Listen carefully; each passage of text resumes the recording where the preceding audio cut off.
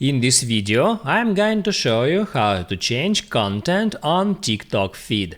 That is quite simple and easy to do, so let's begin.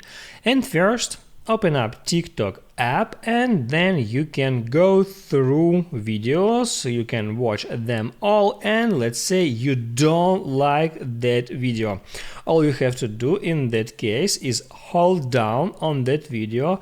It brings you that options, and from here you can tap at not interested.